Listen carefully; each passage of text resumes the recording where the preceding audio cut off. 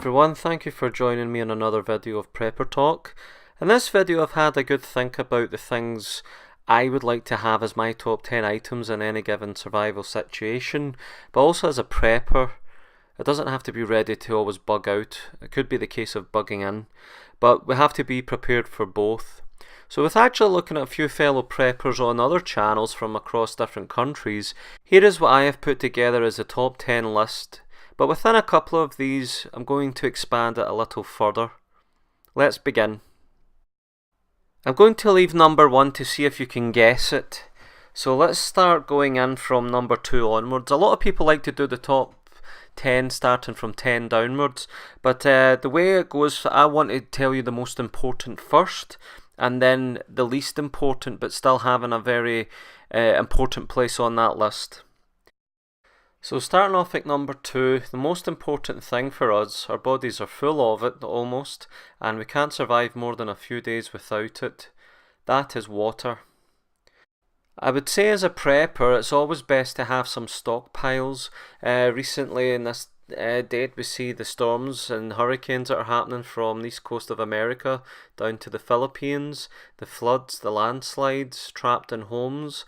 So water, for starters, it's always good to have a stockpile. I would say if you have at least a couple of big gallons of water if possible, always keeping it there in the house if you need it, and only in states of emergency. However, what happens if it's a different scenario when it comes to bugging out? You can't carry all the weight of water. It'd be good if you had some, no doubt, but when it's time to bug out, the best thing to be having there is your water filters and sterile tablets for purifying the water. I think you can never have enough of these things, granting the situation. Number 3, of course, we've got water underway, so now we need food. Now food is a big category of where we can really get in depth with it, but just as ticking it off on the list, why not have a stockpile of certain foods? And when I mean certain foods, long-term best before dates. Check the tins, the cans, things like rices and pastas, oats. I think these are all important, at least if we're getting some nutrition. It'll keep us full, even if we have to ration it depending on how much we've actually stockpiled over time. I think basics as well, such as flour, sugar, salt, and if you get a good gallon of olive oil. I think if you get the larger packs going to places such as Costco, then we know we're buying in bulk. I think then we can look at other things such as electrolyte powders, some diluting juice or soda as they call it, just something even after boiling water if we can, or we're purifying water just to take off a bit of taste. It will always help with that good positive mentality, granting the situation.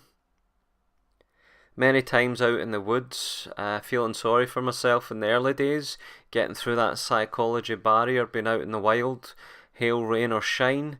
A good hearty meal, good flavours, comfort is so important, and food plays a big part in that. It's not just one thing to stockpile the food, but get a system in place. Have a system where you're keeping up to date, even keeping an itinerary or something of the dates of the cans and the bags of rices, etc. Knowing when they're actually going out of date, maybe in a month in advance. That way start using it, so it's not going to waste, and by that point you know what you're next to stock up on in your next shop.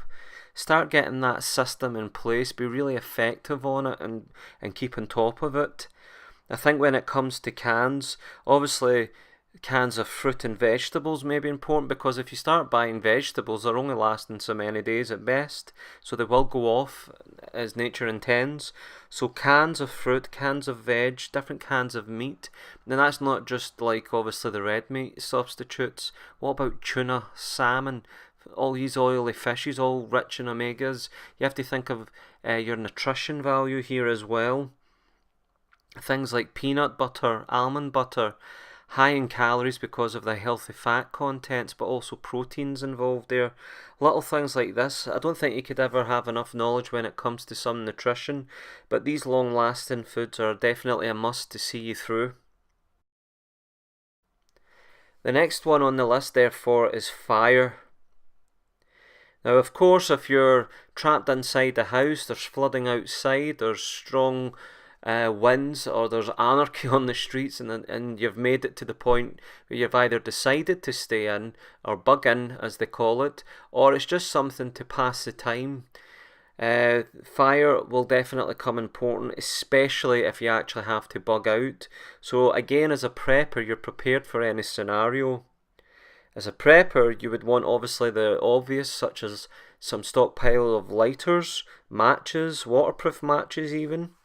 Things like candles. One spark to the candle can get a candle lasting with its flame for some time. You can even cut them up with the taper on it, depending how to get the fire started, build round about that flame. If it's all wet, things like this to consider. So lighters, matches, candles for sure. If it's the case, again, you're in home or outside, how we cooking, how we boiling water, how we purifying our utensils and knives, etc. Get some gas canisters, always have some spare. The more the merrier, again, with anything. But what happens if the lighters and the matches run out, or they're not waterproof, they get damaged? Always have a ferro rod or flint and steel at hand as well. I think then it comes to the next point. The number we have here is the weapons. Now, when we speak of weapons, we're speaking things of bushcraft knives, machetes, rifles, shotguns, crossbows. I see so many preppers having so many of these things, and sometimes it becomes the point, is it just a new thing to have based on an obsession, or is it really something that we're planning on using in certain situations? Now, living in Scotland, here in the United Kingdom anyway, there's a lot of laws when it comes to trying to get a gun. It's certainly nowhere easy as it is in America, that's for sure. So the best we are looking at is we're on a register, a very, very strict register when it comes to the rifles, shotguns and any ammunition. But they've even brought in more tight laws when it comes to air rifles, which is probably more easier to get here in the UK. These not only would be the case, it would be self-defense in a very life-threatening situation, but what about hunting? We need these to hunt our food, especially if we're in a survival situation, but it's also as a deterrent to protect our own, whether it's our property or our loved ones. Again, the situation will dictate that course of action, but absolutely when it comes to hunting and for more of survival situations, those weapons will have more than one purpose to see us through. I think everything that we've spoke about so far is definitely applied inside home and also at the outside if we have to bug out. But now it's the case we have to look at a couple other things specifically if we are in a survival situation and we've had to bug out for one reason or another. The next number on the list, therefore, is wild camping equipment, as I call it. Now that basically means the bug out equipment includes tarps, tents, your sleeping bags, your down jackets, winter survival clothing in order to keep you warm. You don't know if it's going to be winter, if it's going to be hail, if it's going to be rain, what's the temperature.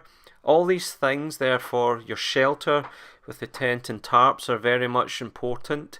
You've already got the stockpile of flint steel and gas canisters, candles, all that for your fire equipment, but if the tarp can shelter you under yourself and have a small fire to keep you warm, you've already got that set up.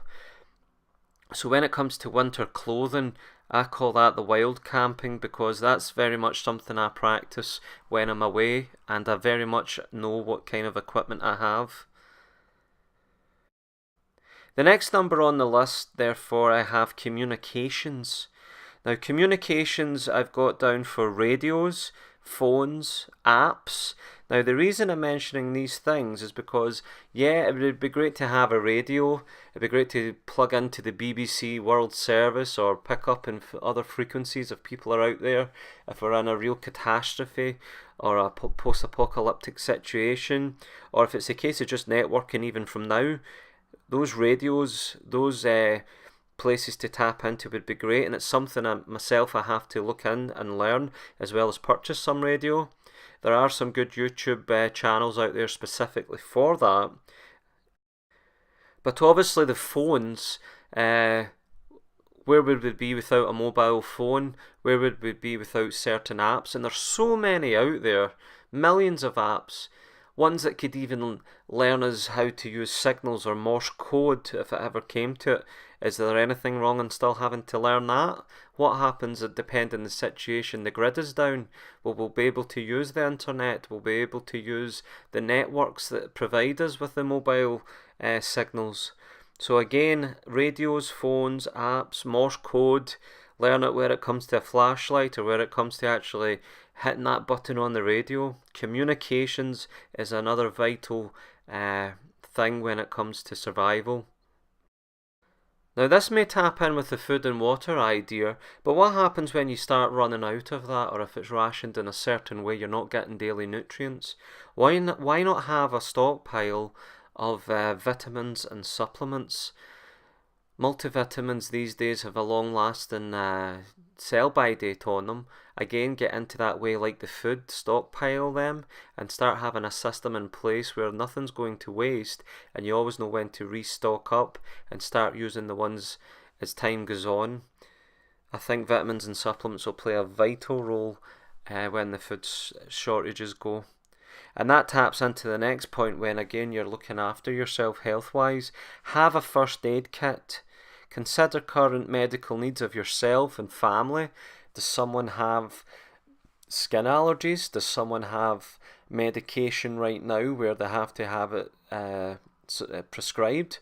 How much of that can we actually have at the one time? Are we keeping up to date with it? Make sure we're always never running short until we need more. What about diabetes? Things like this to consider. But of course, first aid kits are always made up of the basics, such as your band-aids and plasters and all different things like that. I think that's a personal thing when it comes to how much we can supply ourselves and get a first aid kit in place.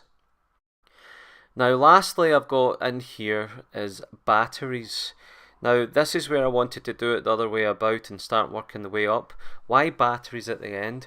Well, at the end of the day I don't think we're ever going to have enough battery power when it comes to it. How do we have a generator to keep it going? Do we have fuel to keep the generator going?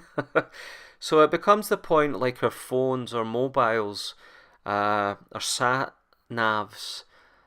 So many things require a battery. Now, is it AA batteries, AAA batteries? Is it all different kinds of batteries I'm not even aware of? What about power banks, such as the Anchor that I use when I go camping? I can get an extra couple of days worth of charging several devices, USB charging when it comes to them. Situations you have to think about is, what do I need the batteries for? Will it be for my torches, head torches at night time, wherever I am, if I'm out in the woods, if I'm bugging out, setting up perimeters? How many people are in that situation with you? Whereas it's protecting your property from looters. So torches and flashlights, they're not on the list as such, but at the end of the day that would be another thing. But the batteries I think are very important when it comes to using certain tools that we should already have anyway. So once those batteries run out, certain tools are going to be running out. So I think stockpiling of the batteries, and as well as everything else I've mentioned, they can never be enough. But what is number one? Number one for me isn't a physical thing such as batteries or tins of food or weapons and things. That number one thing for me, the number one tool for anyone preparing to survive, whether you're a prepper, a survivalist, or someone that's just aware that you've had some experiences to make you feel a bit more realistic in the fact that if these things happen at your doorstep, you're ready for it.